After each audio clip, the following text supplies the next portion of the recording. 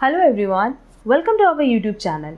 आज का हमारा डिस्कशन होने वाला है SPU MCom entrance question paper 2024 पे।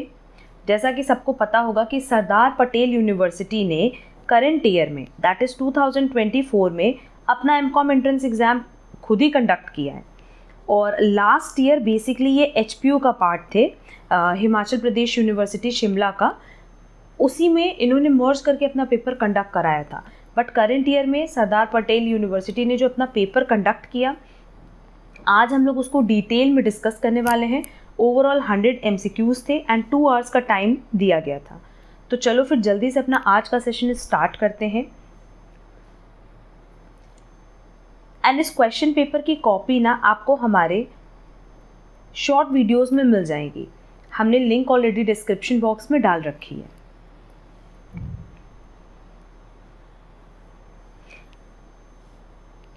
देखो, हमारे पास सबसे पहला क्वेश्चन है, law of demand shows a relationship between. No doubt अगर हम लोग लॉ ऑफ डिमांड की बात करें तो लॉ ऑफ डिमांड किसके बीच में रिलेशन शो करता है? बिटवीन प्राइस एंड डिमांड, या हम कह सकते हैं between price and quantity demanded. ठीक है, तो quantity demanded and quantity supplied है, income and quantity demanded, price and quantity demanded of a commodity. No doubt correct answer होगा 3। Next, goods for which demand goes down when income goes up. जैसे जैसे आपकी income बढ़ेगी आपकी demand कम हो जाएगी। ऐसा नहीं होता ना, जनरली अगर हम लोग लॉ ऑफ डिमांड की बात करें तो प्राइस एंड डिमांड के बीच में किस तरह का रिलेशन होता है? इन्वर्स रिलेशन होता है। मतलब हम ये मानते हैं कि किसी प्रोडक्ट की प्राइस अगर बढ़ेगी तो नो डाउट उसकी डिमांड घट जाएगी। बट इनकम के साथ ऐसा रिलेशन थोड़ी होता है। अगर हम लोग नॉर्मल गुड्स की बात करें तो नॉर्मल गुड्स के केस में क्या होगा कि भाई इनकम बढ़ेगी तो हम उस प्रोडक्ट की डिमांड और बढ़ा देंगे। ठीक, बट अगर हम लोग इन्फीरियर गुड्स की बात करें, इन्फीरियर गुड्स क्या होता है? वो गुड्स जिनकी क्वालिटी लो होती है, लो क्वालिटी प्रोडक्ट, है ना। जो लो क्वालिटी प्रोडक्ट होता है बेटा, उसमें क्या होता है कि अगर हमारी इनकम बढ़ेगी तो भाई हमें तो समझ में आ गया कि हाँ ये लो क्वालिटी प्रोडक्ट है। वो लो क्वालिटी प्रोडक्ट आप सिर्फ इसीलिए यूज़ कर रहे थे क्योंकि आप उसको अफोर्ड नहीं कर सकते थे। आप मतलब अच्छे प्रोडक्ट को अफोर्ड नहीं कर सकते थे। तो अब जैसे इनकम बढ़ेगी हम इन लो क्वालिटी प्रोडक्ट्स की डिमांड को क्या करेंगे? घटा देंगे। ठीक, और ऐसे गुड्स को हम लोग क्या कहते हैं बेटा? Inferior goods. तो करेक्ट आंसर होगा 2। Next, violation of law of demand occurs when negative income effect is greater than substitution effect, negative income effect is lesser than substitution effect, income effect is negative, substitution effect is negative. देखो, इस question पे अगर हम discussion करेंगे ना तो हमें on an average half an hour लग जाएगा। एंड हमने ऑलरेडी सब्सटीट्यूशन इफेक्ट क्या होता है, इनकम इफेक्ट क्या होता है, इन सब पे बहुत डिटेल में ना अपने चैनल पे डिस्कशन किया हुआ है। क्लास की लिंक आपको डिस्क्रिप्शन बॉक्स में हमने दी हुई है। साथ ही साथ हमने टेलीग्राम चैनल पे भी अपलोड किया है और व्हाट्सएप कम्युनिटी पे भी अपलोड किया है। वहाँ आप देखोगे ना तो आपको सब्सटीट्यूशन इफेक्ट क्या होता है, इनकम इफेक्ट क्या होता है, नेगेटिव इनकम इफेक्ट क्या होता है, ये सब चीज़ें बहुत अच्छे से समझ में आ जाएंगी। बट यहाँ हम एक पॉइंट डिस्कस कर लें, violation of law of demand बोला है। तो violation of law of demand तब होता है ना जब हमारा negative income effect substitution effect से ज़्यादा होता है। नेगेटिव इनकम इफेक्ट मतलब क्या हुआ कि जब आपकी इनकम बढ़ी तो आपने उस प्रोडक्ट की डिमांड को घटा दिया। ऐसा जनरली कब होता है? अभी हमने बताया कि ऐसा होता है इन्फीरियर गुड्स में या गिवन गुड्स के केस में कि जैसे जैसे हमारी इनकम बढ़ती है हम उस पर्टिकुलर प्रोडक्ट की डिमांड को घटा देते हैं। एंड सब्सटीट्यूशन इफेक्ट क्या होता है? सब्सटीट्यूशन इफेक्ट सबको पता होगा कि जैसे टी और कॉफ़ी ये दोनों सब्सटीट्यूट प्रोडक्ट हैं। तो आप अभी तक टी कंज्यूम कर रहे थे और जैसे आपको पता चला कि कॉफ़ी की प्राइस लो हो गई है, घट गई है इन कंपैरिजन टू टी, आप किधर शिफ्ट हो जाओगे? कॉफ़ी की तरफ। तो सब्सटीट्यूशन इफेक्ट में हम किसका रिलेशन देखते हैं? प्राइस का रिलेशन देखते हैं डिमांड के साथ, कि यहाँ प्राइस बढ़ता है तो डिमांड बढ़ता है। क्लियर? और नेगेटिव इनकम इफेक्ट में क्या है कि जैसे जैसे हमारी इनकम बढ़ेगी हम उस प्रोडक्ट की डिमांड घटा देंगे। क्लियर? अब इस केस में नो डाउट अगर तुम लोग देखो तो ये जो प्राइस और डिमांड है, क्योंकि ये दोनों एक ही डायरेक्शन में इंक्रीज कर रहे हैं, मतलब इन्वर्स रिलेशन है, डायरेक्ट रिलेशन है, तो हमारा ग्राफ किस तरीके से बनेगा?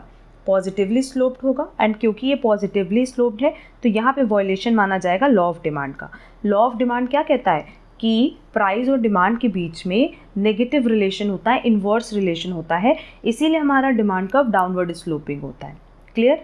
हमने लॉ ऑफ डिमांड पे बहुत डिटेल पूरा एक आप लोगों के लिए प्लेलिस्ट भी बनाया हुआ है इकोनॉमिक्स का, वो अगर आप लोग रेफ़र कर रहे हो, हमने लिंक दे रखी है, तो आपको ना ये पूरा कॉन्सेप्ट अच्छे से समझ में आ जाएगा। नेक्स्ट है, which of the following scenarios will not lead to change in the demand for a product. अब देखो यहाँ पे चेंज इन डिमांड बोला है, ऑप्शन दिया है change in taste of its customers, change in the price of that product and increase in the income of the consumers, none of the above. अगर customer के टेस्ट में change होगा, taste and preference में, तो no doubt demand में change आएगी ही आएगी। अगर प्रोडक्ट के प्राइस में चेंज होगा, मतलब प्रोडक्ट का प्राइस बढ़ा तो डिमांड घटेगा, एंड वाइस वर्सा। अगर आपके कंज्यूमर की इनकम बढ़ेगी, अगर इनकम बढ़ेगी तो नो डाउट जो नॉर्मल गुड्स होता है उसकी डिमांड बढ़ जाएगी, एंड जो इन्फीरियर गुड्स होता है उनकी डिमांड क्या होगी बेटा, घट जाएगी। तो ऐसा कोई भी केस नहीं है जिसमें डिमांड चेंज ना हो।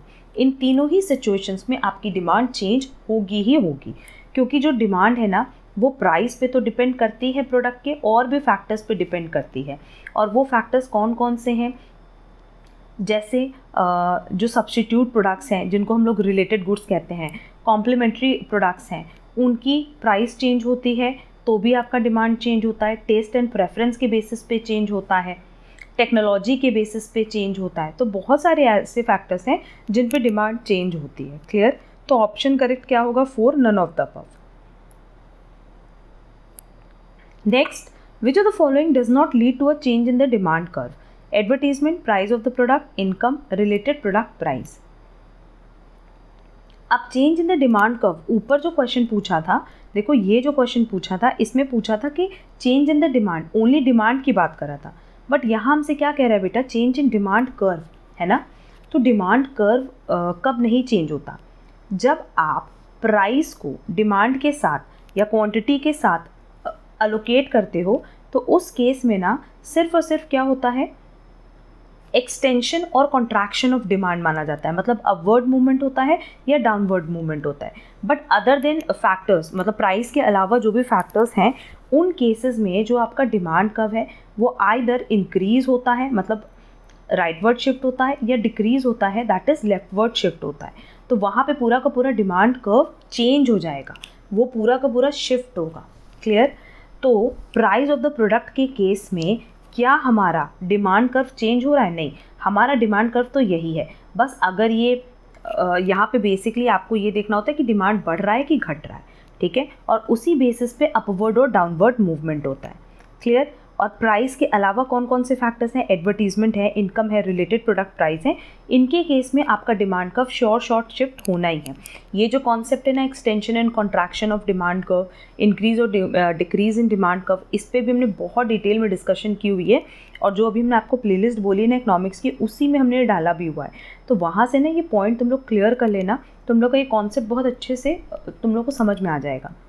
नेक्स्ट है movement along the demand curve. अभी हमने बताया कि जब डिमांड कर्व में ही मूवमेंट होती है, मतलब एक्सटेंशन और कॉन्ट्रैक्शन होता है, तो इसको बेसिकली हम लोग क्या बोलते हैं, चेंज इन क्वांटिटी डिमांडेड, क्योंकि वहाँ पे सिर्फ क्वांटिटी डिमांडेड आपकी चेंज हो रही है, ठीक है। Complementary effect, income effect, shift in quantity demanded, ये बेसिकली अदर फैक्टर्स हैं, और इनके केस में आपका पूरा डिमांड कर्व इंक्रीज और डिक्रीज हो जाता है। Next, the rise of income in developing countries would lead the demand curve to shift. देखो ये कह रहा है कि अगर आपकी इनकम बढ़ रही है तो नो डाउट हम लोग जनरली, अगर क्वेश्चन साइलेंट है तो हम लोग क्या मानते हैं कि ये नॉर्मल गुड्स की बात करें, और नॉर्मल गुड्स के केस में अगर मेरी इनकम बढ़ेगी तो मेरी डिमांड भी बढ़ेगी, है ना। और अगर मेरी इनकम बढ़ी, डिमांड बढ़ी, तो मेरा डिमांड कर्व हमेशा किधर शिफ्ट हो जाएगा बेटा, टुवर्ड्स राइटवर्ड। क्लियर। अगर इफ इन केस मान लो क्वेश्चन में लिखा होता फॉर इन्फीरियर गुड्स, तो नो डाउट इन्फीरियर गुड्स के केस में क्या होता कि जैसे इनकम बढ़ती, हमारा जो डिमांड है वो डिक्रीज हो जाता, तब हमारा डिमांड कर्व शिफ्ट होता टुवर्ड्स लेफ्टवर्ड। क्लियर। बट क्योंकि क्वेश्चन साइलेंट है तो हम क्या मानेंगे कि हम लोग यहाँ पे नॉर्मल गुड्स की बात कर रहे हैं, ना कि इन्फीरियर गुड्स की। और नॉर्मल गुड्स के केस में इनकम का और नॉर्मल गुड्स का कैसा रिलेशन होता है बेटा, डायरेक्ट रिलेशन होता है, तो ये राइटवर्ड शिफ्ट होगा। Next, the inverse relationship between variations in the price and quantity demanded is not due to. अगर देखो तो यहाँ पे बेसिकली लॉ ऑफ डिमांड के एक्सेप्शंस के बारे में बात कर रहा है, एंड लॉ ऑफ डिमांड के जितने भी एक्सेप्शंस हैं ना, वो सब हमने ऑलरेडी डिस्कस किए हुए हैं। बहुत डिटेल में डिस्कस किए हुए हैं, एक एक कॉन्सेप्ट पे भी बात की है एंड सेम उसी प्लेलिस्ट में इसको भी मेंशन किया है लॉ ऑफ डिमांड से रिलेटेड, जिसकी लिंक हमने डिस्क्रिप्शन बॉक्स में दी है। Income effect, substitution effect, future expectation, law of diminishing marginal utility. No doubt इसका करेक्ट आंसर फ्यूचर एक्सपेक्टेशन होगा, क्योंकि अगर आप फ्यूचर में ये एक्सपेक्ट कर रहे हो कि आपके प्रोडक्ट की प्राइस बढ़ेगी तो आज की डेट पर आप उसकी डिमांड बढ़ा दोगे, क्योंकि बाद में उसको महंगा खरीदने का क्या मतलब है। और अगर आपकी एक्सपेक्टेशन है कि फ्यूचर में उसकी प्राइस घट जाएगी तो नो डाउट आज की डेट में आप उसकी डिमांड क्या करोगे बेटा, डिक्रीज कर दोगे। एंड ऐसा रीज़न, इसका रीज़न सिंपली यही है कि जब हमें फ्यूचर में वो प्रोडक्ट सस्ता मिल सकता है तो हम फ्यूचर में वो चीज़ परचेज करेंगे, ठीक है। एंड लॉ ऑफ डिमांड का एक्सेप्शन मतलब क्या हुआ कि प्राइस एंड डिमांड के बीच में डायरेक्ट रिलेशन है, तो यहाँ डायरेक्ट रिलेशन दिख रहा है, तो करेक्ट आंसर होगा third, future expectations. Next, if distribution of income in a country is uneven then there will be more demand for normal goods, luxury goods, necessities और none of these. देखो, अगर हम कह रहे हैं कि जो इनकम की डिस्ट्रीब्यूशन है वो इवन नहीं है, अनइवन है, मतलब किसी के पास कोई ज़्यादा अमीर है कोई गरीब है, मतलब किसी के पास बहुत ज़्यादा पैसा है किसी के पास कम पैसा है, तो नो डाउट उस केस में ज़्यादा डिमांड किसकी होगी, लग्जरी गुड्स की होगी ना। जो रिच सेक्शन है वो लग्जरी गुड्स की डिमांड करेंगे और जो मिडिल क्लास है या पुअर सेक्शन है वो लग्जरी गुड्स की डिमांड नहीं कर सकते, ठीक। तो ये चीज़ बोली गई है कि अगर कंट्री की इनकम अनइवन है, मतलब अनइवनली डिस्ट्रीब्यूटेड है, तो जो कंज्यूमर गुड्स हैं ना, मतलब जो नॉर्मल गुड्स हैं, कंज्यूमर गुड्स हैं, उनकी डिमांड हमेशा मार्केट में कम ही रहेगी, ठीक। और अगर यही इनकम इवनली डिस्ट्रीब्यूटेड होती तो हमेशा कंज्यूमर गुड्स की डिमांड हायर होती, लोग इसी को डिमांड करते, क्योंकि नेसेसिटीज़ तो वो खरीदेंगे ही खरीदेंगे, चाहे वो अमीर हो चाहे वो गरीब हो, ठीक। बट नॉर्मल गुड्स के केस में और इन केस ऑफ कंज्यूमर गुड्स, इनके केस में क्या होता है कि अगर इनकम इवनली डिस्ट्रीब्यूटेड है तब आपकी डिमांड ज़्यादा होगी, अदरवाइज़ कम होगी। बट लग्जरी गुड्स में तो ऐसा नहीं होगा ना भाई, जो रिच सेक्शन है वो तो हमेशा लग्जरी गुड्स डिमांड करेगा, तो करेक्ट आंसर होगा 2। नेक्स्ट है, what does the individual demand schedule represents. अब individual demand schedule and market demand schedule क्या होता है, इस पर भी डिटेल डिस्कशन किया हुआ है लॉ ऑफ डिमांड की प्लेलिस्ट पे, तो वो प्लेलिस्ट तुम लोग पूरा अच्छे से कवर कर लेना, क्योंकि एक एक point exam point of view से बहुत रेलेवेंट है। उसमें बेसिकली हम लोग यही देखते हैं ना कि जैसे मान लो एक इंडिविजुअल है ए, इसने प्रोडक्ट एक्स की कितनी यूनिट्स खरीदी हैं किस किस प्राइस पे, जैसे मान लो 10 रुपीज़ पे ख़रीदा, फिर 12 पे ख़रीदा, फिर 14 पे ख़रीदा, तो इसी को जब हम प्लॉट करते हैं ना ग्राफ पे, तो इसको हम कहते हैं इंडिविजुअल डिमांड स्केड्यूल, कि एक कस्टमर मार्केट में एक पर्टिकुलर प्रोडक्ट की कितनी यूनिट्स परचेज कर रहा है और किस प्राइस पे परचेज कर रहा है। तो total quantity demanded at different prices by all consumers, no quantity demanded by an individual at various prices. Yes, एक इंडिविजुअल कितनी क्वांटिटी डिमांड कर रहा है, यही आता है इंडिविजुअल डिमांड स्केड्यूल में। या हम लोग क्वांटिटी सप्लाइड की बात नहीं करते, क्वांटिटी डिमांडेड की बात करते हैं। Next, which of the following is a feature of monopolistic market, easy entry and exit from the industry. ये तो है, फ्यू सेलर्स नहीं होते, यहाँ पे बहुत सारे सेलर्स होते हैं, क्योंकि मोनोपोलिस्टिक मार्केट है ना। मोनोपोलिस्टिक मार्केट मतलब क्या होता है कि जहाँ पे आप अपना डिफरेंशिएटेड प्रोडक्ट सेल करो। जैसे मान लो आपने टूथपेस्ट की बात की, तो भाई टूथपेस्ट तो मार्केट में बहुत सारे हैं ना, बस ये है कि किसी का कलर कुछ है, किसी की पैकेजिंग अलग है, किसी का नाम अलग है। बट टूथपेस्ट मार्केट अगर देखा जाए तो ये तो बेचने वाले बहुत हैं, तो फ्यू सेलर्स नहीं होंगे, लार्ज नंबर ऑफ सेलर्स होंगे। A differentiated product, all of the above. No doubt इसमें 2 ऑप्शन करेक्ट है, easy entry and exit from the industry, क्योंकि कोई भी बहुत ही ईजिली अपने प्रोडक्ट को मार्केट में लॉन्च कर सकता है और कोई भी मार्केट छोड़ के जा सकता है। और डिफरेंशिएटेड प्रोडक्ट, तो इसका करेक्ट आंसर फर्स्ट भी होगा और थर्ड भी होगा। Next, a firm is a price taker. No doubt आप प्राइस टेकर हो, तो प्राइस टेकर मतलब क्या कि जब with the help of demand and supply, इनके कॉम्बिनेशन से एक जो हमारे पास इक्विलिब्रियम प्राइस आ रही है, उसी को सारे के सारे फर्म्स को टेक ओवर करना पड़ता है, मतलब सारे फर्म उसी पर्टिकुलर प्राइस पे अपने प्रोडक्ट को सेल करेंगे। जैसे अगर मान लो हम सिर्फ कोलगेट की बात करें, हम यहाँ पे टूथपेस्ट इंडस्ट्री की बात नहीं करें, हम सिर्फ कोलगेट की बात करें, तो कोलगेट चाहे सप्लायर ए बेच रहा हो, चाहे बी बेच रहा हो, चाहे सी बेच रहा हो, ये तो 60 पे ही ना बेचेगा। और ऐसा कहाँ होता है, परफेक्ट कॉम्पिटिशन मार्केट में। नेक्स्ट, लॉ ऑफ डिमांड क्या अज्यूम करता है? लॉ ऑफ डिमांड सिंपली ये अज्यूम करता है कि जो प्राइस एंड डिमांड है इनके बीच में इनडायरेक्ट रिलेशन होगा। All factors remain constant except price, demand and supply are directly related, income preferences changes frequently, price doesn't affect quantity demanded, नहीं। जब लॉ ऑफ डिमांड की बात करते हैं तो हम ये कहते हैं कि प्रोडक्ट का प्राइस एंड प्रोडक्ट की जो डिमांड है, क्वांटिटी डिमांडेड है, उनके बीच में इन्वर्स रिलेशन होगा, ये तो ठीक है। बट इसके साथ साथ ये भी मानते हैं कि बाकी जितने भी फैक्टर्स हैं, जैसे कंज्यूमर की इनकम हो गई, रिलेटेड प्रोडक्ट के जो प्राइस हो गए, टेस्ट एंड प्रेफरेंस हो गए, वो फैक्टर्स हमेशा क्या रहेंगे, कांस्टेंट रहेंगे। तो ये हमारा अजम्पशन होता है, इसलिए करेक्ट आंसर होगा first. Next, the persons who sign the memorandum of association of a company are called, जो मेमोरेंडम ऑफ एसोसिएशन में साइन करते हैं, सिग्नेचर करते हैं ना, उनको बेसिकली हम लोग क्या बोलते हैं, उनको हम लोग बोलते हैं सब्सक्राइबर्स टू द मेमोरेंडम। उनका काम ही यही होता है कि वो बेसिकली जो मेमोरेंडम है, मतलब स्टार्टिंग में जो लोग कंपनी से जुड़े हैं उनको मेमोरेंडम ऑफ एसोसिएशन में साइन करना होता है, सब्सक्राइब करना होता है। तो करेक्ट आंसर होगा 4।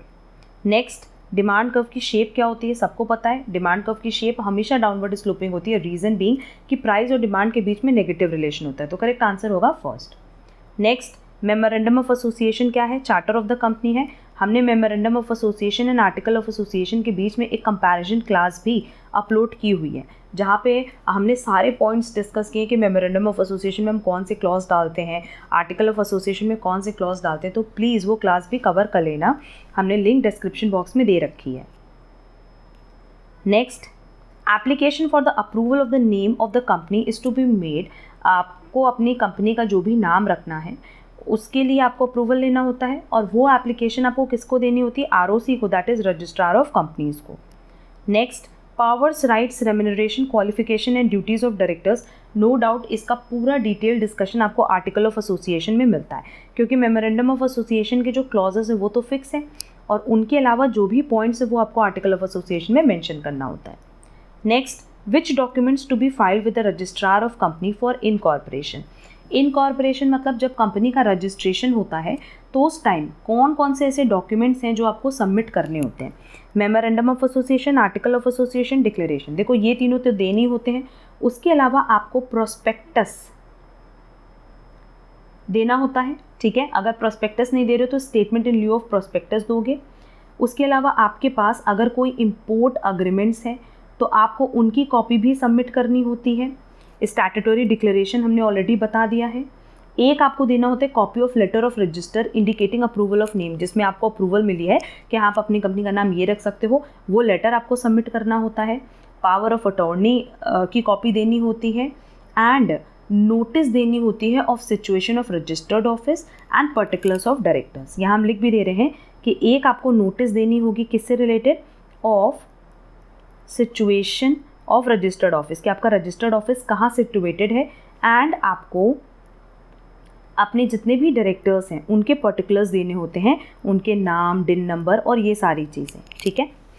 तो ये सारे डॉक्यूमेंट्स आपको किस पॉइंट ऑफ टाइम पे देने होते हैं, इनकॉर्पोरेशन के टाइम, दैट इज जिस टाइम आपका कंपनी रजिस्टर हो रहा है।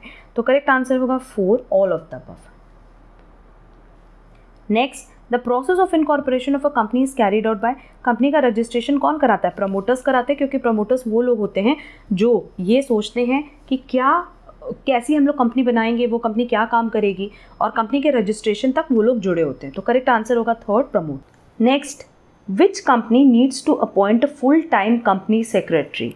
अब देखो, अगर हम लोग कंपनी सेक्रेटरी की बात करें तो एज पर कंपनीज एक्ट 2013 एक सेक्शन है 203, और इसके साथ साथ जब हम लोग कंपनीज रूल 2014 में रूल 8 एंड रूल 8A की बात करें तो इसमें स्पेशली ये चीज़ मेंशन है कि हर वो कंपनी जिसका paid up share capital 10 crore या उससे ज़्यादा है, उनको अपनी कंपनी में एक whole time company secretary appoint करना होता है। क्लियर। फिर वो लिस्टेड कंपनी हो, पब्लिक कंपनी हो, प्राइवेट कंपनी हो या अनलिस्टेड कंपनी हो। तो हम ऑप्शन देख लेते हैं, all listed companies, all companies listed और unlisted, only public companies, companies with paid up capital of 10 crore और मोर। तो नो डाउट करेक्ट आंसर 4 होगा, क्योंकि यहाँ पे हम सारी कंपनीज की बात कर रहे हैं। वो कंपनी प्राइवेट हो सकती है, पब्लिक हो सकती है, लिस्टेड हो सकती है, अनलिस्टेड हो सकती है। Next, liability of a shareholder of a company is limited to dash of the shares allotted to him. Issue price, called up price, face value और reserve price. No doubt correct answer होगा issue price, कि जितना आपको share जिस price पे issue किया गया है वहीं तक आपकी लायबिलिटी मैक्सिमम हो सकती है। मतलब किसी भी शेयर होल्डर की लायबिलिटी सिर्फ उतने ही प्राइस की होगी जितने उसको शेयर्स इशू किए गए हैं। Next, in India preference shares can be issued by a company for a maximum period of, maximum जो टाइम पीरियड है प्रेफरेंस शेयर्स के लिए वो है 20 ईयर्स, जो कि ऑप्शन 3 में दिया है। Next, as per the companies act 2013 the balance in the security premium reserve can not be utilised for, ये हमने बहुत बार बताया भी हुआ है कि अगर हम लोग सिक्योरिटी प्रीमियम रिजर्व की बात करें तो इसका जो पैसा है वो आप कहाँ यूटिलाइज कर सकते हो, issue off fully paid up bonus shares के लिए कर सकते हो। अगर आपको प्रिलिमिनरी एक्सपेंसेस राइट ऑफ करना है तो आप उसके लिए यूज़ कर सकते हो। अगर आपने शेयर्स इशू किया, डिबेंचर्स इशू किया, उसके डिस्काउंट्स को या एक्सपेंसेस को राइट ऑफ करना है उसके लिए यूज़ कर सकते हो। अगर मान लो कंपनी को डिबेंचर्स का रिडम्पशन करना है या प्रेफरेंस शेयर्स का रिडम्पशन करना है तो उसके लिए भी वो ये पैसा यूज़ कर सकते हैं। एंड लास्ट है कि अगर कंपनी को अपनी ही कंपनी का शेयर्स बायबैक करना है तो भी वो सिक्योरिटी प्रीमियम रिजर्व का बैलेंस यूज़ कर सकते हैं। बट डिविडेंड के पेमेंट के लिए वो ये बैलेंस कभी भी नहीं यूज़ कर सकते, इसीलिए करेक्ट आंसर होगा फर्स्ट। क्लियर? और ये किस सेक्शन में मेंशन किया गया है, कंपनीज एक्ट 2013 के सेक्शन 52। ये भी लर्न कर लेना क्योंकि कई बार क्वेश्चन में ये पूछता है। As per section 52 of companies act 2013 आप कभी भी डिविडेंड का पेमेंट नहीं कर सकते, किससे? Balance of security premium reserve से। Next, institute of company secretaries of India functions under the administrative jurisdiction of ministry of corporate affairs, that is MCA। Next, fixed assets are recorded at cost less depreciation and not a realisable value. ये किसकी वजह से? Business entity concept, going concern concept, matching concept या money measurement concept. No doubt going concern concept, क्योंकि देखो होता क्या है ना कि आप ये मानते हो कि इन फिक्स असेट्स का बेनिफिट आपको कई सालों तक मिलेगा, ठीक है? तो आप ये मान करके कि फ्यूचर में आपका बिजनेस चलेगा ही चलेगा, आप इनको थोड़ा थोड़ा करके बुक्स में दिखाते हो। मतलब आपने उसको कॉस्ट पे दिखाया और माइनस थोड़ा थोड़ा आप उसको डेप्रिशिएट करते हो, ठीक? बट हम उसको रियलाइजेबल वैल्यू पे तब दिखाते हैं ना जब हम ये मानते हैं कि अगले साल हमारा बिजनेस बंद होने वाला है और अगले साल हमारे पास कुछ भी नहीं बचेगा, जब हम ये मानते हैं कि हमारा बिजनेस इन्फिनाइट ईयर्स तक नहीं चलने वाला। क्लियर? तो करेक्ट आंसर होगा 2, going concern. Next, as per section 52 of the companies act amount collected as premium on securities cannot be utilized for, अभी हमने ऊपर बताया भी था, purchased of fixed assets buyback के लिए कर सकते हैं, प्रिलिमिनरी एक्सपेंसेस को राइट ऑफ करने के लिए कर सकते हैं और बोनस शेयर इशू करने के लिए भी कर सकते हैं। बट फिक्स्ड एसेट्स खरीदने के लिए ये हम यूज़ नहीं करेंगे, तो करेक्ट आंसर होगा first.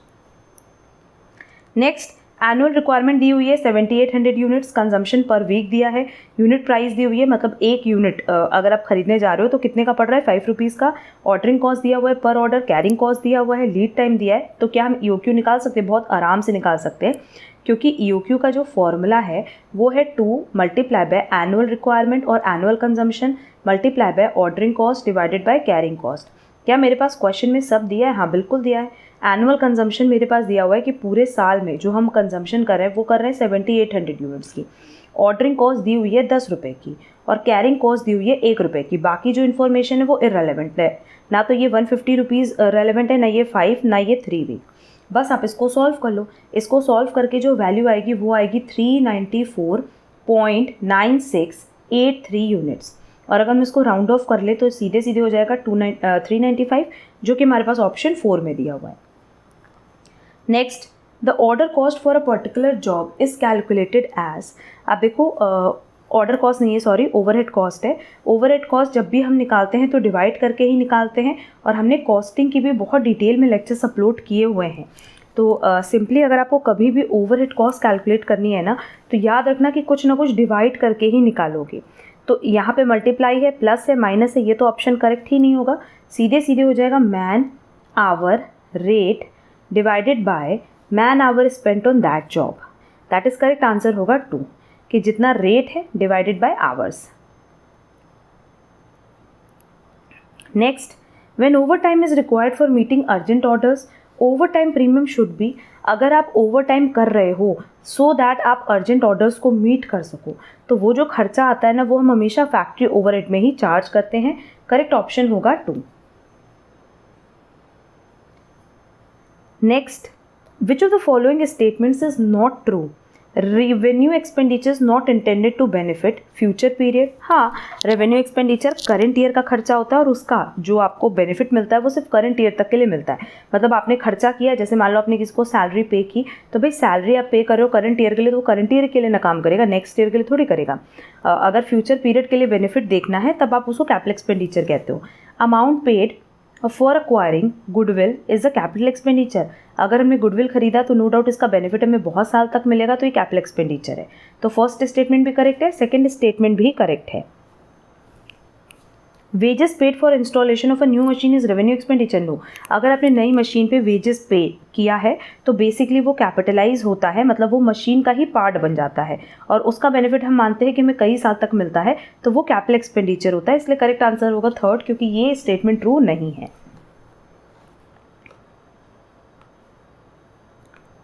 Next, the margin of safety, which is the difference between actual sales and break-even point, can be improved by lowering variable cost, lowering fixed cost, increasing sales volume, all of these. अब देखो, अगर हम लोग बात करें margin of safety की, तो जो मार्जिन ऑफ सेफ्टी का बेसिकली एक फॉर्मूला है वो क्या है? Profit divided by PV ratio multiply by 100। एक फॉर्मूला तो सबको ये बात पता होगा कि ये फॉर्मूला हम यूज़ करते हैं for calculation of margin of safety. यहाँ देखो एक ऑप्शन दिया है लोअरिंग फिक्स कॉस्ट, तो इससे तो कोई मतलब है नहीं। Lowering variable cost and increasing sales volume, no doubt अगर हम लोग मार्जिन ऑफ सेफ्टी की बात करें तो हम कह रहे हैं profit divided by PV ratio, और पीवी रेशियो क्या है? Contribution upon sales multiply by 100। तो सिंपली हम यहाँ पे बताएं कि चाहे तो आप अपने वेरिएबल कॉस्ट को कम करो, या आप अपने क्योंकि इम्प्रूवमेंट की बात कर रहे हैं ना, तो अगर आप अपने वेरिएबल कॉस्ट को कम कर रहे हो तो वेरिएबल कॉस्ट कम होने से हमारा कंट्रीब्यूशन बढ़ जाएगा, जिससे हमारा मार्जिन ऑफ सेफ्टी इंप्रूव होगा। अभी भी एग्जांपल भी लेके दिखाएंगे। और क्योंकि देखो 3rd ऑप्शन था सेल्स वॉल्यूम, तो सेल्स वॉल्यूम से कोई फ़र्क नहीं पड़ता, फ़र्क किससे पड़ेगा? सेल्स प्राइस से। इसका हम एक एग्जांपल तुम लोगों को बता देते हैं। देखो यहाँ एक एग्जांपल सॉल्व कर रहे हैं। मान लेते हैं कि हमारे पास 2 केस है, पहला केस और दूसरा केस। पहले केस में हमारी सेलिंग प्राइस पर यूनिट, क्योंकि क्वेश्चन में सेलिंग प्राइस के बारे में कुछ नहीं बोला है चेंज करने के लिए, तो मानते हैं कि कांस्टेंट है। वेरिएबल कॉस्ट क्योंकि हम कह रहे हैं लोअर करने पे 5 रुपीज़ है और मान लेते हैं 4 रुपीज़ है, तो हमारा कंट्रीब्यूशन कितना आ जाएगा? फर्स्ट केस में 5 आया, सेकंड केस में 6 आया। और लेट्स से जो हमारे पास फिक्स कॉस्ट है वो 3000 है। क्योंकि हम ये मान रहे हैं कि हमारी वेरिएबल कॉस्ट कम होने से जो हमारा वेरिएबल कॉस्ट है कम हो जाएगा, तो कंट्रीब्यूशन बढ़ जाएगा, तो ऑटोमेटिकली इससे हमारी मार्जिन ऑफ सेफ्टी इंप्रूव होगी। अब यहाँ देखो, अगर हमें ब्रेक इवन पॉइंट निकालना है तो क्या हम निकाल सकते हैं? हाँ, फर्स्ट केस में कैसे निकालोगे? 3000 डिवाइडेड बाई 5, फॉर्मूला सबको पता होगा, fix cost divided by contribution, तो ये आ जाएगा 600, और सेकंड केस में हो जाएगा 3000 डिवाइडेड बाय 6, जो कि आएगा 500 है। वैसे अगर हम लोग ब्रेक इवन पॉइंट, ये तो यूनिट्स में निकला है ना, अगर रुपीज़ में निकालोगे तो fix cost divided by PV ratio हो जाएगा। कैलकुलेट कर लेना, ये आएगा 6000 और ये आ जाएगा 5000। डायरेक्टली भी कर सकते हैं क्योंकि हमारे पास सेलिंग प्राइस पर यूनिट 10 दिया है ना, तो इसको 10 से मल्टीप्लाई किया, इसको 10 से मल्टीप्लाई किया। अब क्वेश्चन में देखो, यहाँ एक और चीज़ हम बता दें कि हम लोग ये मान रहे हैं कि हमारे पास टोटल कितनी यूनिट्स है? 1000 यूनिट्स है। तो अब अगर हम लोग मार्जिन ऑफ सेफ्टी निकाले फर्स्ट केस में, मार्जिन ऑफ सेफ्टी क्या होगा? Actual sales minus break even sales. First case में एक्चुअल सेल्स कितना होगा? 1000 into 10 10,000, and break even sales कितना है? 6000, तो मार्जिन ऑफ सेफ्टी हो गया 4000। और सेकेंड केस में भी 1000 इंटू 10 10,000 और 5000 से माइनस करेंगे तो ये आ जाएगा 5000। आया? देख लो, यही चीज़ हम बता रहे थे कि अगर हम अपने वेरिएबल कॉस्ट को लो करें तो हमारा margin of safety automatically improve हो जाएगा। क्लियर? और क्योंकि ऑप्शन में ये और ये तो कोई मायने नहीं रखता, रीज़न बिंग यहाँ मार्जिन ऑफ सेफ्टी की बात कर रहे हैं, तो करेक्ट आंसर होगा ए, लोअरिंग वेरिएबल कॉस्ट। इसी तरीके से ना छोटा मोटा एग्जाम्पल लेके आप लोग बहुत ही ईजिली क्वेश्चन सॉल्व कर सकते हो। Next, a company can issue share at a discount if 1 year has been elapsed since the data at which the company was allowed to commence business. Sweat equity shares issued at a discount must belong to a class of shares already issued. Issue must take place within must नहीं होना चाहिए था, month होना चाहिए था।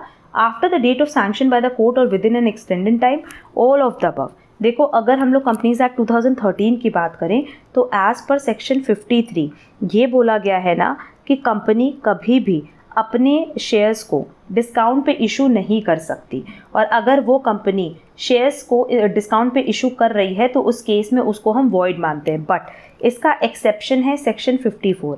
Section 54 में बोला गया है, जो कि रिलेटेड है issue of sweat equity share से। इसमें बोला गया है कि अगर कंपनी चाहे तो जो स्वेट इक्विटी शेयर होल्डर्स हैं उनको शेयर्स डिस्काउंट पे इशू कर सकती है। अगर आपको ना पता हो तो हम बता दें कि स्वेट इक्विटी शेयर्स मतलब क्या होता है कि कंपनी में जो एम्प्लॉयज़ होते हैं, क्योंकि माना जाता है कि वो अपना पसीना बहा करके कंपनी के लिए दिन रात काम कर रहे हैं, तो उनके पसीने के बदले उनको कंपनी अपनी कंपनी के शेयर्स इशू करती है, और ये शेयर्स जो इशू करती है ना वो हमेशा नॉमिनल प्राइस पे ही करती है। क्लियर? तो as per given option correct answer होगा 2 कि sweat equity shares issued at a discount must belong to class of shares already issued, कि कंपनी अपनी कंपनी के शेयर्स को डिस्काउंट पे इशू कर सकती है, but only in case of sweat equity shares. Next, when the volume is 3000 units, the average cost is rupees 4 per unit. When the volume is 4000 units, the average cost is rupees 3.50 per unit. The break-even point is 5000 units. What is the PV ratio of the firm? अब ये question एकदम अच्छे से देखो, हमसे क्या कह रहा है कि हमारे पास क्वेश्चन में इसके ऊपर सॉल्व कर दे रहे हैं, यहाँ पे स्पेस है। हमारे पास पहले वॉल्यूम थी 3000 यूनिट्स और फिर थी 4000 यूनिट्स। तो 3000 पे जो हमारी एवरेज कॉस्ट है बेटा वो कितनी है 4 रुपीज़, और 4000 पे कितनी है 3.50। अच्छा, जो ब्रेक इवन पॉइंट है वो है एट 5000। तो क्वेश्चन अच्छे से समझना, थोड़ा सा लेंदी प्रोसेस है क्योंकि पीवी रेशियो निकालना है क्वेश्चन में, और पीवी रेशियो का फॉर्मूला क्या है, कंट्रीब्यूशन अपॉन सेल्स, या हम कह सकते हैं contribution per unit divided by sales per unit, जो कि मेरे पास क्वेश्चन में नहीं दी हुई है। तो पहले एवरेज कॉस्ट को हम डिस्ट्रीब्यूट कर लेते हैं वेरिएबल कॉस्ट पर यूनिट और फिक्स कॉस्ट में। तो वेरिएबल कॉस्ट पर यूनिट कैसे हम कैलकुलेट कर सकते हैं बेटा, change in total cost divided by change in units, है ना। बहुत आराम से इससे निकल जाएगा। टोटल कॉस्ट कितनी हो जाएगी देख लो, ये मल्टीप्लाई करने पे वैल्यू आएगी 4000 मल्टीप्लाई बाय 3.50, क्योंकि ये पर यूनिट है और यहाँ पे हमें टोटल कॉस्ट चाहिए, तो ये हो जाएगा 14000 माइनस इसको मल्टीप्लाई करेंगे तो आएगा 12000, और यूनिट्स कितनी है 4000 माइनस 3000। जब आप इसको सॉल्व करोगे ना तो आपका वेरिएबल कॉस्ट पर यूनिट आएगा ₹2 पर यूनिट। ठीक, आप फिक्स कॉस्ट निकाल सकते हैं, हाँ निकाल सकते हैं किसी पे भी। अगर मान लो हम 3000 पे निकाल रहे हैं तो हम कह रहे हैं फिक्स कॉस्ट क्या होगा, total cost minus variable cost. Total cost कितना आ रहा था मेरा 3000 मल्टीप्लाई बाय 4 मतलब 12000, एंड वेरिएबल कॉस्ट कितना हो जाएगा 3000 मल्टीप्लाई बाय 2 इज 6000, तो मेरी फिक्स कॉस्ट आई 6000। अब अगर आप फिक्स कॉस्ट 4000 के लेवल पे भी निकालोगे तो भी सेम आएगा, क्योंकि इसको मल्टीप्लाई करने पे कितना आ रहा था 14000 और माइनस 4000 इंटू 2 कितना हो जाएगा बेटा 8000, तो यहाँ से भी आपका फिक्स कॉस्ट कितना आएगा 6000। होपफुली क्लियर होगा। तो हमारे पास वेरिएबल कॉस्ट पर यूनिट आ गए ₹2 पर यूनिट और फिक्स कॉस्ट आ गई। यहाँ तक क्लियर है। अब हमारे पास क्वेश्चन में अगर देखोगे तो ब्रेक इवन पॉइंट भी दिया हुआ है, तो ब्रेक इवन पॉइंट का फॉर्मूला क्या होता है in units, in units formula होता है ma'am fix cost divided by contribution per unit. अच्छा, मेरे पास break even points in units दिया है 5000, फिक्स कॉस्ट हमने निकाला 6000, तो क्या मेरे पास कंट्रीब्यूशन पर यूनिट आ जाएगा, हाँ कंट्रीब्यूशन पर यूनिट कितना हो जाएगा 6000 डिवाइडेड बाय 5000, जो कि आएगा ₹1.2 पर यूनिट। क्लियर। अब हमें क्वेश्चन में क्या निकालना है, पीवी रेशियो निकालना है। बहुत आराम से हम पीवी रेशियो निकाल सकते हैं, क्योंकि ये है contribution per unit divided by sales price per unit multiply by 100। मेरे पास कंट्रीब्यूशन पर यूनिट आ गया 1.2, मेरे पास सेल्स प्राइस पर यूनिट आ जाएगा कैसे, sales price minus variable cost is equal to contribution.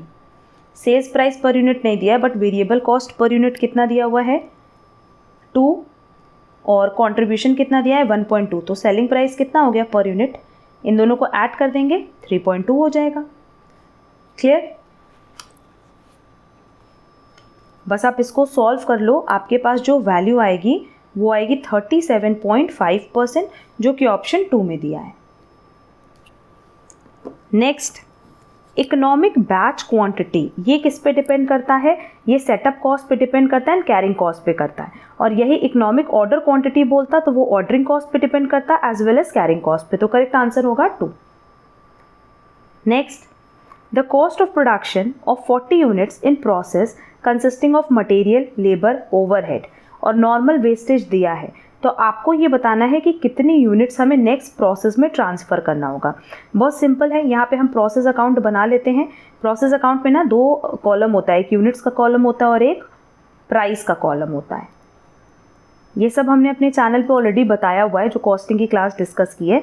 यहाँ लिखेंगे 2 मटेरियल, और मटेरियल में देखो ये लिखा है cost of production of 40 units in process. जो मटेरियल है 1500, तो सीधे सीधे हम लिख दें कि ये 40 यूनिट्स हैं 1500 का, 2 labour 1300, 2 overhead 164 by normal loss. 40 units का 5% कितना लॉस हो गया, 2। और हमसे क्वेश्चन में क्या बोला है कि हमको कितना नेक्स्ट प्रोसेस में ट्रांसफ़र करना है। तो बाई ट्रांसफ़र देखो बोथ साइड इक्वल होना चाहिए, इधर 40 है इधर 2 है, तो जो बैलेंस बचा वही तो आप ट्रांसफ़र करोगे। यहाँ तक तो हमें नहीं लगता किसी को भी कोई प्रॉब्लम होगी। अच्छा, इसके साथ साथ देखो इधर जितना आपका कॉस्ट आएगा वही कॉस्ट इधर भी आना चाहिए। तो इधर की जो आपकी कॉस्ट आ रही है वो आ रही है 2964, और नॉर्मल लॉस आपने बेचा नहीं है तो इसकी वैल्यू 0 हो जाएगी। तो बट ऑब्वियस इस 38 यूनिट्स की कॉस्ट कितनी आ रही है, 2964। क्या हम पर यूनिट कॉस्ट निकाल सकते हैं? हाँ, 2964 डिवाइडेड बाय 38 करोगे ना तो इसकी वैल्यू आएगी ₹78 ईच, कि हर एक यूनिट की जो वैल्यू है वो है 78। और अगर ऑप्शन में देखोगे तो ये मेरे पास ऑप्शन 3 में दिया हुआ है, तो करेक्ट आंसर होगा 3rd। Next, a company purchased a building for ₹12 lakh, out of which 2 lakh were paid in cash. Balance amount was paid by issue of equity shares of ₹10 each at 25% premium. How many shares will be issued by the company? Simple है, कह रहा है कि total 12 lakh का आपने building खरीदा, उसमें से आपने 2 लाख तो कैश दे दिया, बाकी कितना बचा 10 लाख, जो कि शेयर्स में देना है। और एक शेयर की वैल्यू 10 रुपये नहीं है, 25% प्रीमियम पे है। 10 रुपये का जब हम 25% निकालेंगे तो मेरे पास आएगा 2.5, तो टोटल वैल्यू एक शेयर की कितनी आ रही है 12.5। आप कैलकुलेट करके देख लो, यहाँ जब आप इन दोनों को डिवाइड करोगे तो आपके पास नंबर ऑफ शेयर्स आने चाहिए 80,000 की। टोटल 80,000 शेयर्स इशूड करेंगे एट द रेट ₹12.5, तब हम जा करके उनका बैलेंस अमाउंट पे कर पाएंगे। तो करेक्ट आंसर होगा 2। Next, the process of budgeting helps in the control of cost of production, yes. short term liquidity position, yes. capital expenditure, budgeting हमें सब में हेल्प करता है, तो करेक्ट आंसर होगा 4। heavy initial expenditure on advertising the launch of a new product should be classified as, अगर आप starting में एडवर्टीजमेंट पे खर्चा कर रहे हो तो इस खर्चे को जनरली हम लोग क्या कहते हैं, capital expenditure, revenue expenditure, deferred revenue expenditure और ऑपरेशनल एक्सपेंडिचर। ऐसे खर्चे को ना हम लोग कैपिटल एक्सपेंडिचर कहते हैं, क्योंकि स्टार्टिंग में ही आप ये खर्चा कर रहे हो अपने प्रोडक्ट को लॉन्च करने के लिए, तो इसका बेनिफिट आपको कई साल तक मिलेगा। नेक्स्ट, क्वेश्चन नंबर 40 बहुत इंपॉर्टेंट है। कह रहा है कि गिवन प्रोडक्शन है एट 60% कैपेसिटी, जहाँ 600 यूनिट्स है, मटेरियल दिया हुआ है, लेबर दिया हुआ है, डायरेक्ट एक्सपेंसेस दिया हुआ है, फैक्ट्री ओवरहेड्स दिया हुआ है जिसमें 60% वेरिएबल है, एडमिनिस्ट्रेशन एक्सपेंसेस दिया हुआ है जिसमें 60% फिक्स्ड है। What will be the total cost per unit for production at 80% capacity. अब आपसे 80% कैपेसिटी पे पूछ रहा है कि टोटल कॉस्ट पर यूनिट कितनी होनी चाहिए। तो देख लेते हैं, क्वेश्चन सिंपल है। देखो, सबसे पहले हमारे पास 60% कैपेसिटी पे बोला है कि 600 यूनिट्स हम लोग बना रहे हैं। ठीक, सबसे पहले ना आप इसका बाइफर्केशन कर लो, वेरिएबल कॉस्ट को अलग और फिक्स कॉस्ट को अलग, तभी हम इसको 80% पे कन्वर्ट कर पाएंगे। हमारे पास जो मटेरियल दिया हुआ है वो दिया हुआ है ₹50 पर यूनिट, है ना, ये पर यूनिट है क्योंकि वेरिएबल कॉस्ट वैसे भी हम लोग पर यूनिट ही निकालते हैं। लेबर है ₹20 पर यूनिट और डायरेक्ट एक्सपेंसेस है ₹5 पर यूनिट, तो ये तो वेरिएबल कॉस्ट का ही पार्ट हुआ। अच्छा, अब जो हमारे पास फैक्ट्री ओवरहेड दिया हुआ है, टोटल कितना दिया हुआ है 20,000, जिसमें से कह रहा है कि 60%, इसका 60% कितना हो जाएगा 12,000। ये क्या है, वेरिएबल है, और बाकी 8,000 क्या है, फिक्स कॉस्ट है। तो 12,000 divided by 600 per unit calculate करेंगे तो यह आ जाएगा ₹20। और वैसे ही हम लोग अब ऐसे ही एडमिनिस्ट्रेटिव ओवरहेड है 15,000 जिसका कह रहा है कि 60% फिक्स्ड है, तो 60% फिक्स्ड हो गया और बाकी वेरिएबल कितना हुआ 40%, जो कि आएगा 6,000 डिवाइडेड बाई 600, यह आ जाएगा ₹10। क्लियर। तो यहाँ अगर तुम लोग इस टोटल कॉस्ट को लो 50, 60, 70, 80, 90, 100, 105, ये हो गया 105 बेटा पर यूनिट, और ये टोटल कितना हो गया 17,000। यहाँ तक तो हमें नहीं लगता किसी को भी कोई डाउट होगा। अब हमसे कह रहा है 600 यूनिट्स पे नहीं, अब हमसे क्या बोला है, हमसे कह रहा है कि 800 यूनिट्स पे हमारी टोटल पर यूनिट कॉस्ट कितनी आएगी। तो 105 तो अभी भी रहेगी पर यूनिट, प्लस ये जो 17,000 है अब इसको हम लोग 800 यूनिट्स पे डिस्ट्रीब्यूट कर देंगे, तो ये आएगा पर यूनिट 21.25। 105 प्लस 21.25 करेंगे तो हमारे पास फाइनल वैल्यू जो आएगी वो आएगी 126.25 पर यूनिट। क्लियर। और हमसे क्वेश्चन में यही पूछा था कि एट 80% कैपेसिटी हमारी टोटल कॉस्ट पर यूनिट कितनी होगी, तो ये करेक्ट आंसर होगा 126.25, क्योंकि 80% कैपेसिटी पे हम कितना बनाएंगे 800 यूनिट्स बनाएंगे। ठीक। Next, which of the following equations can be use to calculate a material price variance. इसका जो फॉर्मूला था वो था standard price multiply by actual quantity minus actual price multiply by actual quantity, और ये हमारे पास ऑप्शन 4 में दिया है, तो करेक्ट आंसर होगा 4। Next, if beginning work in progress equivalent units are 2500 units, work done in current period equivalent units are 3800 units and ending work in progress equivalent units are 5000, then complete equivalent units in current period are, simple question है, हमारे पास opening WIP दिया हुआ है, हमारे पास ये दिया हुआ है कि ड्यूरिंग द ईयर हमने कितना वर्क डन किया है, और हमारे पास क्लोजिंग WIP भी दिया हुआ है। तो बस इसी की हेल्प से हम कितना कंप्लीट इक्विवेलेंट यूनिट्स है कैलकुलेट कर सकते हैं। ओपनिंग है 2500, वर्क डन है 3800 और क्लोजिंग है 5000। जब आप इसको कैलकुलेट करोगे तो आएगा 1300 यूनिट्स, तो करेक्ट आंसर होगा 2। Next, 13,000 units were introduced to a process in a period. The normal loss is 10% of the input. There is no opening closing stock. Output is in the process of 11,850. अब normal loss या gain क्या होगा, simple सा question दिया हुआ है, हमने process account बनाया, हमारे पास इनपुट के फॉर्म में, क्योंकि और तो वैल्यूज़ नहीं दी हुई है, इनपुट के फॉर्म में यूनिट्स में दिया हुआ है 13,000 यूनिट्स। नॉर्मल लॉस के लिए यूनिट्स दिया 10% ऑफ द इनपुट, तो 10% कितना हो जाएगा 1300। उसके बाद ये भी कह रहा है कि जो हमारा आउटपुट है नेक्स्ट प्रोसेस के लिए वो है 11,850, और तुम लोग को पता है कि ये जो यूनिट का कॉलम है या प्राइस का कॉलम है वो साइड इक्वल होना चाहिए। तो एक साइड आ रहा है 13,150, तो बट ऑब्वियस दूसरे साइड भी 13,150 आना चाहिए, तो इधर ये जो बैलेंस है 150 का ये क्या हो जाएगा अब नॉर्मल गेन। डेबिट में आया तो अब नॉर्मल गेन, क्रेडिट में आता तो अब नॉर्मल लॉस। क्लियर। तो करेक्ट आंसर क्या हो जाएगा 2। Next, given the budgeted output in second quarter is 8,000 units.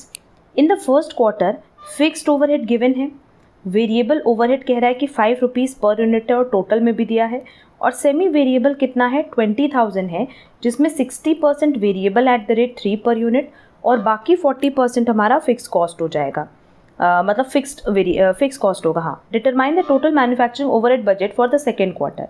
हमें सेकेंड क्वार्टर के लिए total manufacturing overhead budget calculate करना है। देखो, अगर हम लोग फिक्स्ड ओवरहेड की बात करें तो हमारे पास ये 40,000 दिया हुआ है इन टर्म्स ऑफ रुपीज़, फिर वेरिएबल ओवरहेड भी हमारे पास दिया हुआ है ₹5 पर यूनिट, यहाँ तक तो किसी को कोई प्रॉब्लम नहीं है।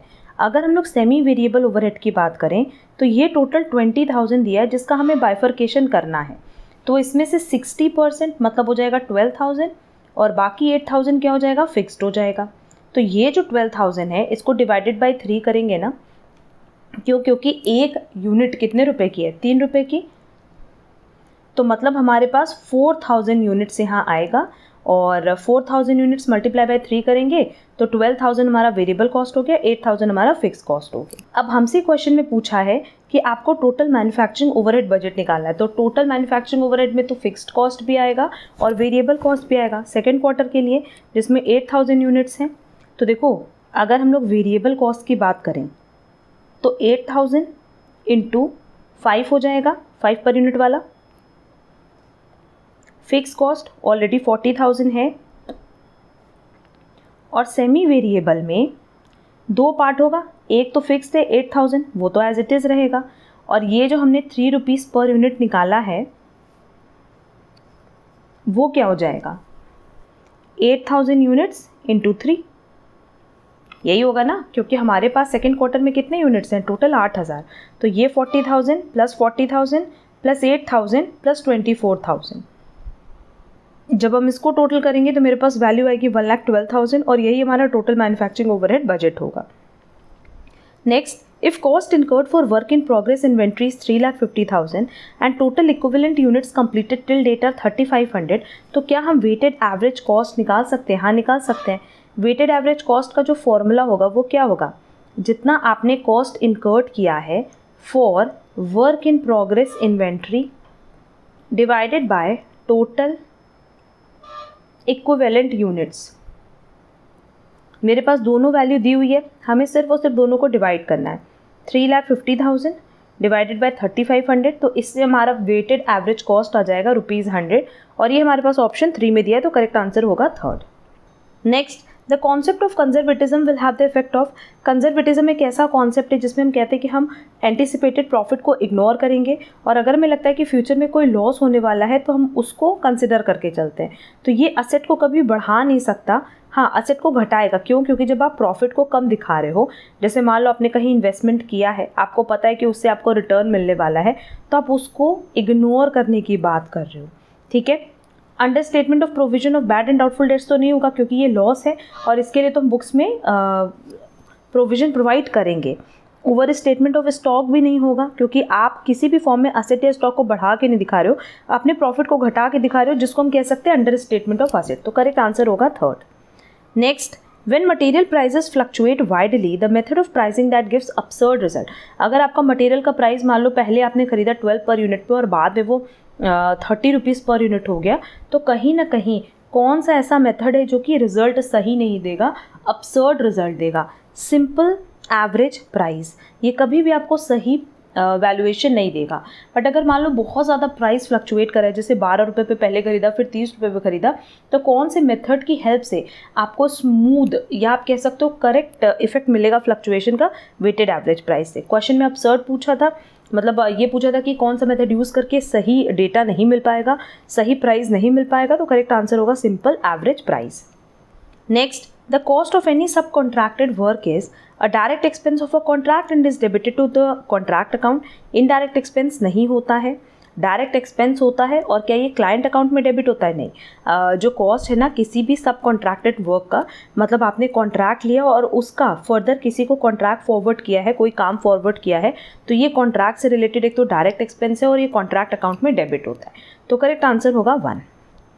Next, if 500 shares of ₹10 each issued at a premium of ₹1 on which ₹9 including premium have been called and ₹7 including premium have been paid are forfeited, the forfeiture account should be credited by। कितने से credit होगा आपको बताना है। यहाँ entry कर दे रहे हैं, सिंपल सी एंट्री होगी, शेयर कैपिटल अकाउंट डेबिट। अब देखो ₹1 का प्रीमियम था और वो ऑलरेडी रिसीव हो चुका है, तो उसको हमें बुक्स में दिखाने की ज़रूरत नहीं है। हम ये कितने पे दिखाएंगे, हमारे पास 500 शेयर्स है और ₹9 मांगा गया, तो 4500 हो गया। उस ₹9 में से हमें ₹7 मिल चुका है, तो कितना नहीं मिला, ₹2 नहीं मिला, तो मतलब ₹1000 नहीं मिला 500 इंटू 2, और बाकी तो हमें शेयर फॉरफीचर का पैसा मिल चुका है ना। मतलब हम कह सकते हैं कि एप्लीकेशन का मिल चुका है, अलॉटमेंट का मिल चुका है, तो उसको हम क्या कहेंगे, शेयर फॉरफीचर ही तो कहेंगे। 500 इंटू 7, ये हमें पैसा मिल चुका है 3500। प्रीमियम इसमें दिखाने की ज़रूरत ही नहीं, क्योंकि प्रीमियम ₹1 का था और प्रीमियम ऑलरेडी पे कर दिया गया है। तो हमें फॉरफीचर में कितना दिखाना होगा, 3500। करेक्ट आंसर होगा 2। Next, 40,000 rupees spent by a factory in overhauling of its existing plant and machineries. It is enhanced its working life by 5 years. आपने खर्चा किया और खर्चा करके एग्जिस्टिंग प्लांट एंड मशीनरी को इस लायक बना दिया कि वो अगले 5 साल तक आपको और बेनिफिट देगी। तो ये किस तरह का खर्चा हो गया, capital expenditure. An individual trend in gathering data from the source. Source से जो इन्फॉर्मेशन कलेक्ट होती है, डेटा कलेक्ट होता है, उसको बेसिकली हम लोग क्या कहते हैं, इन्यूमरेटर, है ना। Next, If a random sample of educate measure is chosen from a large population, it would generally possess the characteristics of the mass. क्या कह रहा है कि large population में से अगर हम कुछ डेटा को randomly select करें तो कहीं ना कहीं इसमें mass से related जो characteristics है वो होंगी. This statement can be attributed to the law of, ये किसका law है? Sampling का. ये सब लर्न करने वाले क्वेश्चंस थे. नेक्स्ट, असर्शन है कि no technique of gathering primary data is free from the prejudiced perspective of the investigators और द इन्फॉर्मेंट्स. देखो, इन्वेस्टिगेटर और इन्फॉर्मेंट वो पर्सन होते हैं जो कि प्राइमरी डेटा को जाते हैं और मार्केट से कलेक्ट करके लाते हैं. ठीक है, तो नो डाउट अगर देखा जाए तो कोई भी डेटा इनसे तो फ्री नहीं हो सकता. मतलब प्रेजुडाइज मतलब जो पहले से ही कहीं ना कहीं एक कह लो कि पार्शियल होते हैं, वो अपने नेचर को लेके या डेटा को लेके वो पार्शियल होते हैं. कहीं ना कहीं उन्होंने पहले से ही कुछ फीड करके रखा है और उसी के बेसिस पे वो डिसीजन लेते हैं. तो ऐसे डेटा को हम क्या कहते हैं? प्रेजुडाइज. तो नो डाउट प्राइमरी डेटा कौन कलेक्ट करता है? इन्वेस्टिगेटर्स कलेक्ट करते हैं, इन्फॉर्मेंट्स कलेक्ट करते हैं. तो वहाँ पे वो डेटा प्रेजुडाइज हो सकता है, पार्शियल हो सकता है. And the investigators lack of training can cause errors. Yes, अगर उनको प्रॉपर ट्रेनिंग ना मिले तो क्या डेटा कलेक्ट करने में गलती हो सकती है? हाँ, हो सकती है. तो दोनों ही असर्शन रीज़न करेक्ट है और रीज़न एकदम करेक्ट एक्सप्लेनेशन है असर्शन का. करेक्ट आंसर होगा both assertion and reason are true and reason is the correct explanation of assertion. That is correct answer होगा 2.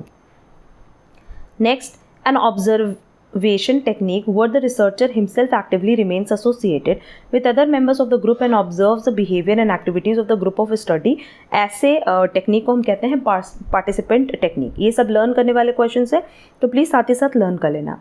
Any measure indicating the centre of a data arranged in an increasing और decreasing order of magnitude. इसको हम क्या कहेंगे? Measure of central tendency, क्योंकि mean, median, mode सब में basically हम लोग क्या करते हैं? डेटा को अरेंज करते हैं असेंडिंग और डिसेंडिंग ऑर्डर.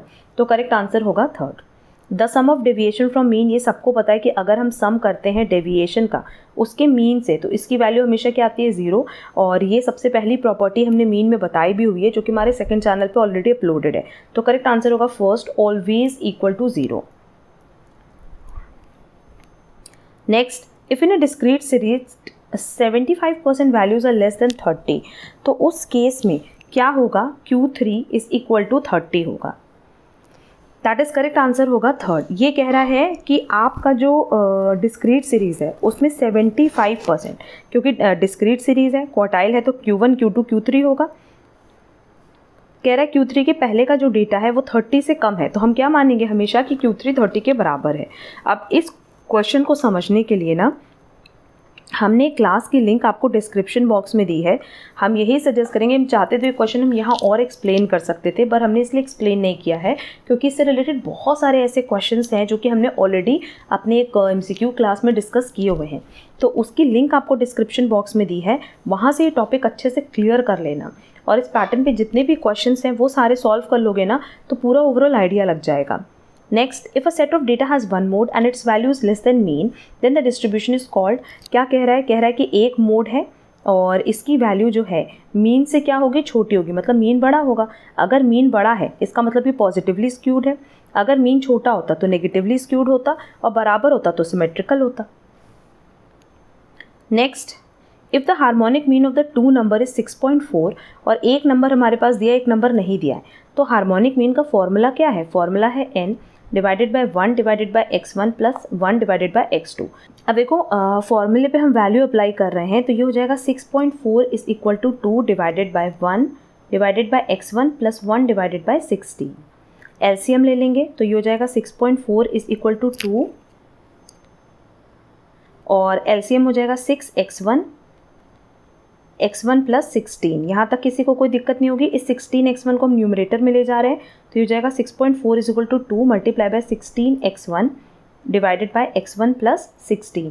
क्रॉस मल्टीप्लाई कर दो, ये हो जाएगा 6.4x1 प्लस 16 मल्टीप्लाई बाय 6.4 करेंगे तो 102.4 इज इक्वल टू 32x1.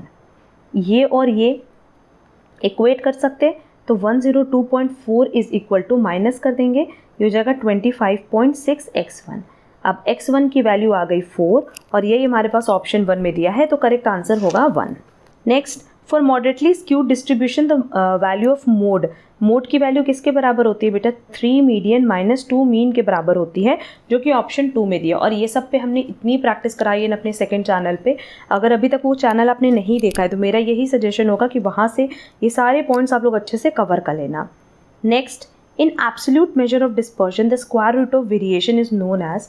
अब यहाँ पे स्क्वायर रूट पूछा है। पहले मेजर ऑफ डिस्पर्जन में देखो क्या क्या आता है, रेंज आता है, मीन डेविएशन आता है, क्वार्टाइल डेविएशन आता है और स्टैंडर्ड डेविएशन आता है। और हमसे कह रहा है कि अगर हम स्क्वायर रूट कर दें वेरिएशन का स्क्वायर रूट कर दें तो ये आ जाएगा स्टैंडर्ड डेविएशन। तो करेक्ट आंसर होगा 4 standard deviation. Next, find the value of third quartile when the first quartile is given and quartile deviation is given. Quartile deviation का जो फॉर्मूला है वो है Q3 minus Q1 divided by 2। तो ये हो जाएगा 8 is equal to Q3 minus 104 divided by 2, और हो जाएगा 16 plus 104 is equal to Q3, और Q3 की वैल्यू मेरे पास कितनी आ जाएगी, 120, जो कि ऑप्शन 3 में दिया है। Next, which set of observation has a minimum variation. कम से कम डिफरेंस कहाँ है, 30, 40, 50, 60 सब में 10, 10 का डिफरेंस है। फिर इसमें अगर देखोगे तो 2 का डिफरेंस है, इसमें देखोगे तो 1 का डिफरेंस है, और इसमें देखोगे तो अगेन 10 का डिफरेंस है। तो करेक्ट आंसर होगा थर्ड, कि कम से कम जो वेरिएशन है, डिफरेंस है, वो है ऑप्शन 3 में। Next, if we have to sample the population it's partitioned into units, और इन यूनिट्स को बेसिकली हम लोग कहते हैं sampling units. Out of the mentioned options which is not a non probability sampling. देखो, judgemental sampling, cluster sampling, extensive sampling और convenience sampling. जो क्लस्टर सैम्पलिंग है ना, ये प्रोबेबिलिटी सैम्पलिंग है, ना कि non probability sampling. Non probability sampling हम लोग तब यूज़ करते हैं ना जब आपने जो पॉपुलेशन सेलेक्ट की है वो बहुत डिफ़िकल्ट है कि आप उसको डिफ़ाइन कर सको या उसको रिसर्च कर सको उस पर प्रॉपर, ठीक है। और प्रोबेबिलिटी सैम्पलिंग मेथड्स क्या होता है, जो कि ज़्यादा रिप्रेजेंटेटिव होते हैं पॉपुलेशन के, और उनको आप ना बहुत ही साइंटिफिकली, बहुत ही सही तरीके से एक तरह से कह सकते हो डिफ़ाइन भी कर सकते हो, रिसर्च भी कर सकते हो उन पर, ठीक है। तो क्लस्टर सैम्पलिंग क्या है, क्लस्टर सैम्पलिंग प्रोबेबिलिटी सैम्पलिंग है, ठीक। But judgmental sampling, extensive sampling, convenience sampling, ये नॉन प्रोबेबिलिटी सैम्पलिंग है। इनके अलावा और भी हम नॉन प्रोबेबिलिटी सैम्पलिंग का एग्जाम्पल बता रहे हैं। स्नोबॉल सैम्पलिंग, ये नॉन प्रोबेबिलिटी सैम्पलिंग है। कोटा सैम्पलिंग, ये नॉन प्रोबेबिलिटी सैम्पलिंग है। परपोजिव सैम्पलिंग, ये नॉन प्रोबेबिलिटी सैम्पलिंग है। तो करेक्ट आंसर क्या होगा बेटा, 2। Next, one of the most useful samplings in methods is random sampling. Due to the nature is economically, this is more accurate method reasonably. It's free from investigator. देखा जाए तो ये तीनों ही ऑप्शन करेक्ट है।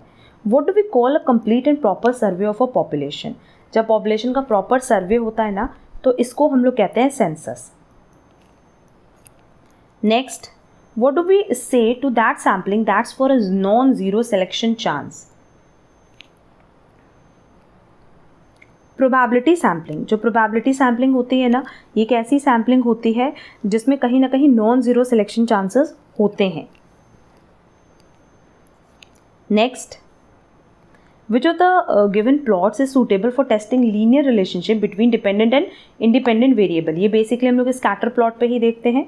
What is the value of the correlation coefficient if the coefficient of determination is 0.81। Correlation coefficient मतलब r होता है और कोएफिशिएंट ऑफ डिटर्मिनेशन मतलब r स्क्वायर होता है। तो अगर r स्क्वायर दिया हुआ है 0.81 और हमें r निकालना है तो ये क्या हो जाएगा, प्लस माइनस अंडर रूट 0.81। इसको सॉल्व करोगे तो आएगा प्लस माइनस 0.9, जो कि ऑप्शन 3 में दिया है, आइदर प्लस 0.9 और minus 0.9। Next, which of the following techniques is an analysis of the relationship between two variables to help provide the prediction mechanism. जहाँ प्रेडिक्शन की बात आएगी वहाँ हम रिग्रेशन की बात कर रहे हैं। Next, which of the following two sets are equal, देख लेते हैं। 1 2 1, 1 2 1 2 3, 1 2 3 2 3 1। करेक्ट आंसर होगा 3, क्योंकि दोनों ही में देखो सेम कॉम्पोनेंट है, ठीक है, सेम एलिमेंट है, तो करेक्ट आंसर होगा 3rd। नेक्स्ट, ये लर्न करना है power set of empty set has exactly, इसमें कितने सबसेट्स होते हैं, only 1। Next, Mr. has borrowed some money from his friend at simple interest at the rate 6% per annum. He returned his friend rupees 15,600. How much time did Sam return the money if he borrowed rupees 12,000? अब देखो, अगर हम लोग इन questions की बात करें ना तो हमने सिंपल इंटरेस्ट पे, कंपाउंड इंटरेस्ट पे भी बहुत प्रैक्टिस अपने चैनल पे कराई हुई है, ठीक है। हम इनकी लिंक भी आपको डिस्क्रिप्शन बॉक्स में दे देंगे सो दैट आप वहाँ से इसका कॉन्सेप्ट अच्छे से क्लियर कर पाओ। अब यहाँ पे क्योंकि हमसे सिंपल इंटरेस्ट पूछ रहा है ना, तो सबसे पहले अमाउंट इज इक्वल टू क्या होता है, प्रिंसिपल प्लस सिंपल इंटरेस्ट। अब देखो मेरे पास क्वेश्चन में अमाउंट दिया हुआ है, प्रिंसिपल दिया हुआ है, रेट ऑफ इंटरेस्ट दिया है, तो क्या हम टाइम निकाल सकते हैं? हाँ निकाल सकते हैं। अमाउंट कितना हो गया 15,600 कि लौटाया कितना 15,600, लिया कितना था, प्रिंसिपल अमाउंट कितना था 12,000 प्लस SI मतलब हो जाएगा principal into rate into time. ठीक, इसको इधर ले जाओ, ये हो जाएगा 3600 इज इक्वल टू, ये कट गया, ये हो जाएगा 720T। अब T की वैल्यूएशन करोगे तो ये आएगा 5 years जो कि ऑप्शन 3 में दिया है।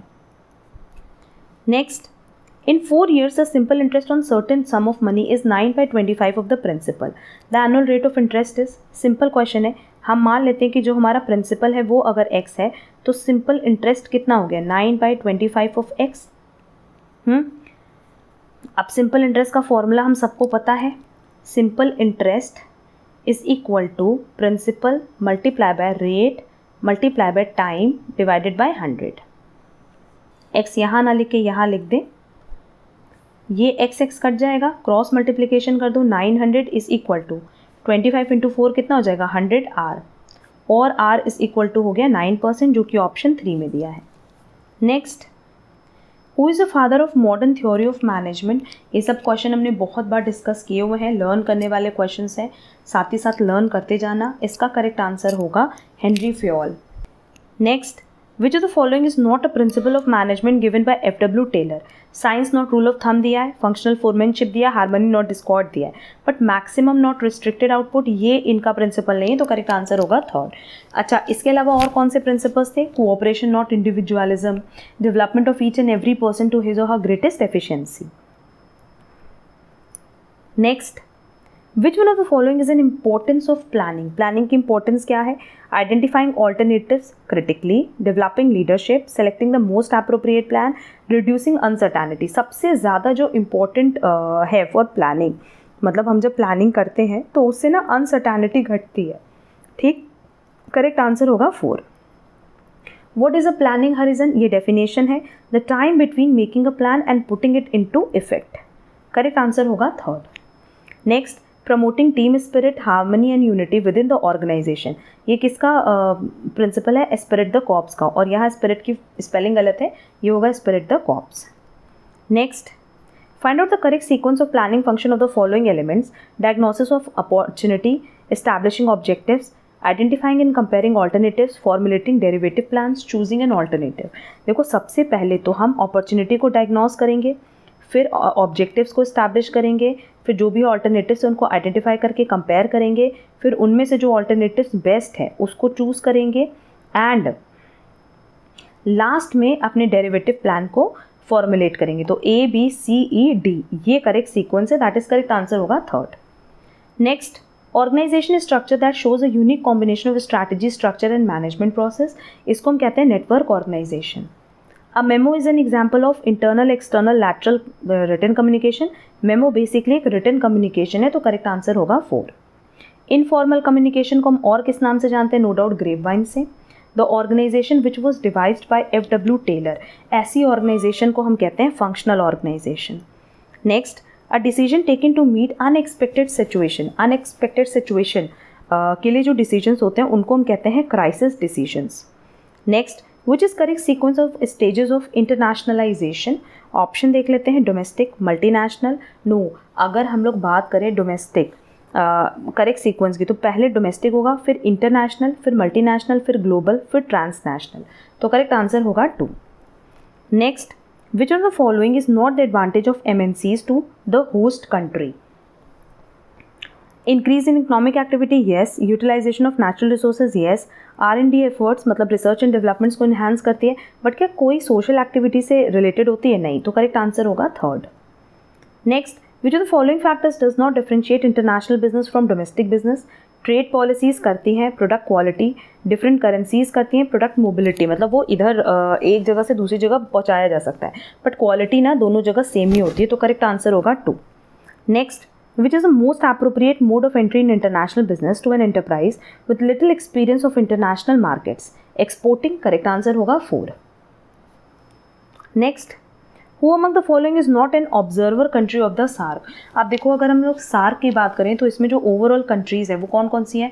Australia, China, European union, Iran, Japan, Mauritius, Myanmar, south Korea, United states. ठीक है, ये सब ऑब्जर्वर हैं. बट क्या कनाडा है? नहीं, हमने कनाडा का नाम नहीं लिया है. तो करेक्ट आंसर होगा 4, Canada. Which among the following are important bodies of WTO? ये लर्न करने वाला क्वेश्चन है कि WTO की इंपॉर्टेंट बॉडीज है dispute settlement body, trade policy review body, council for trade in goods, council for trade related aspects of intellectual property rights, जो कि option 3 में दिया है. नेक्स्ट, इंडिया किस में एसोसिएटेड नहीं है? सार्क में, नाफ्टा में, ब्रिक्स में, नन ऑफ दीज में. देखो, अगर सार्क की बात करें तो उसमें इंडिया है, ब्रिक्स में भी है, बट नाफ्टा में नहीं है. तो ये क्वेश्चन लर्न करने वाला है, लर्न कर लेना. विच of the following is not related with WTO? WTO से ट्रिप्स, ट्रिम्स, मिनिस्ट्रियल कॉन्फ्रेंसेस, ये तो रिलेटेड है, बट ट्राया रिलेटेड नहीं है. तो करेक्ट आंसर होगा 4. नेक्स्ट, 2 लिस्ट दी हुई है मल्टीनेशनल कंपनीज के टाइप की और उनके बेसिक फीचर्स की, आपको मैच करनी है. इथनोसेंट्रिक फर्म्स, अगर इनकी बात करें तो ये सेल्डम डिस्टिंग्विश करती है between domestic and global operation policies को. पॉलीसेंट्रिक फर्म्स ये होस्ट मार्केट पॉलिसी को फॉलो करती हैं, एंड जियोसेंट्रिक ये मेंटेन करती है balance in home and host market oriented policy. तो as per given option correct answer होगा 3rd. नेक्स्ट, OECD ये बेसिकली इस्टेब्लिश्ड हुआ था 30 सितंबर 1961 में, जो कि ऑप्शन 2 में दिया है. Next, dash refers to disposal of equity public sector units in the market, globalisation, privatisation, disinvestment और लिबरलाइजेशन. डिसइन्वेस्टमेंट ये बेसिकली इसकी डेफिनेशन है. Next, the most important change in FTP, that is foreign trade policy, from 1991 onwards was reducing restriction on import, export, both reducing restriction on specific goods. नहीं, इनका काम जो था ना वो import export पे restrictions को reduce करना था. तो करेक्ट आंसर होगा 3rd. और हमारा आज का लास्ट क्वेश्चन है, which of the following statements is true about liberalisation? It involves the reduction of government controls, yes. Deregulation along with greater autonomy for the private investments, yes.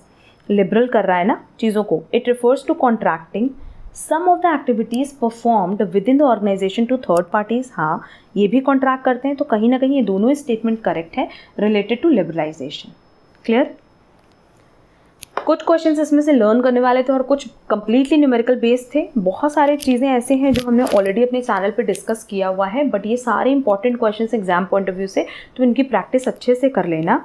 And इसकी हमने पहले भी बताया है कि इसकी जो PDF है और आगे भी क्लासेस की जो PDF है ना, अब वो आपको हमारे शॉर्ट वीडियोस में मिल जाएगी, क्योंकि आप लोग टेलीग्राम पे हम अपलोड करते हैं, व्हाट्सएप कम्युनिटी पे भी अपलोड करते हैं, बट आपका कहना होता है कि मैम PDF नहीं मिली. तो सबसे अच्छा तरीका है कि हम PDF का शॉर्ट्स बना देंगे, वहाँ से आप लोग उसका स्क्रीनशॉट ले लेना. ठीक है,